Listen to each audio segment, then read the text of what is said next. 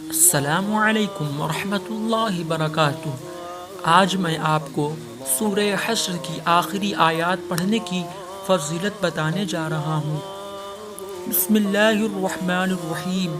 حضرت سیدنا معقل بن یسار رضی اللہ عنہ سے مروی ہے کہ نبی کریم صلی اللہ علیہ وآلہ وسلم نے ارشاد فرمایا، جو شخص صبح کے وقت 3 بار اعوذ باللہ السمیع العلیم من الشیطان الرجیم کہے اور سورہ حشر کی آخری 3 آیات پڑھے تو اللہ عز و جل اس کے لیے 70,000 فرشتے مقرر کر دیتا ہے جو شام تک اس کے لیے دعائے رحمت کرتے ہیں، اور اگر اس دن مرے تو شہید ہوگا، اور شام کو پڑھے تو صبح تک۔